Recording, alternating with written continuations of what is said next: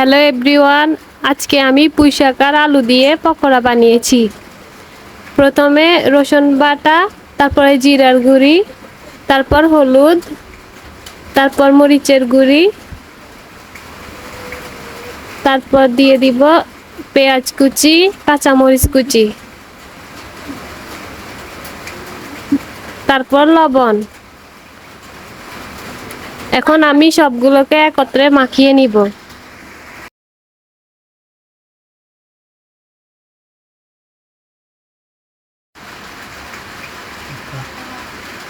আমার মেয়ে দেখতেছে আমি পিঠা বানাইতেছি। এখন দিয়ে দিচ্ছি ডিম, একটা ডিম। তারপর একটু মেখে নিব। তারপর দিয়ে দিচ্ছি একটা ম্যাজিক মশলা, আবারও দিয়ে দিচ্ছি আরেকটা ম্যাজিক মশলা। তারপর চালের গুঁড়ো দিয়ে দিচ্ছি, দিয়ে ভালোভাবে মেখে নিব।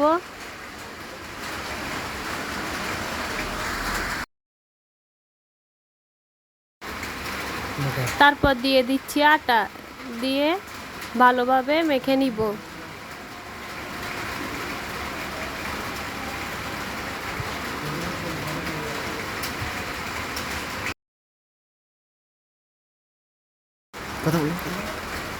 এবার চুলায় একটা কড়াই বসিয়ে দিব, দিয়ে তেল দিব। তেল দিয়ে তেলটা গরম হওয়া পর্যন্ত অপেক্ষা করব।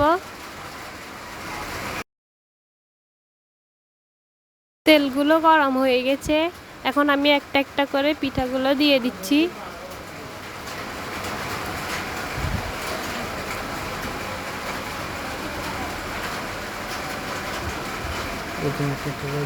এরকম একটা একটা করে দিয়ে দিয়েছি। এখন এক পাশ হয়ে গেলে আর এক পাশ উল্টিয়ে দিব।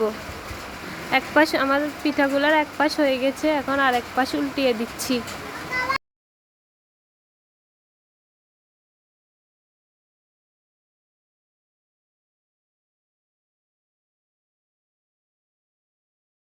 আমার পিঠাগুলো হয়ে এসেছে, দেখতে পাচ্ছেন আপনারা। এখন আমি পিঠাগুলো একটা একটা করে আস্তে আস্তে নামিয়ে নিব।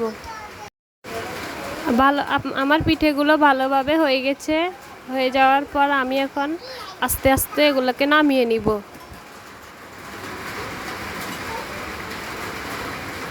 আপনারা আপনাদের মতো করে করবেন, আমি আমার মতো করে করেছি।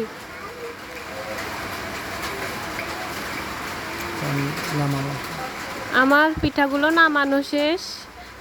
এখন আমি একটা ভেঙে দেখাবো আপনাদেরকে। দেখুন তো পিঠেগুলো কত সুন্দর হয়েছে, মচমচে হয়েছে।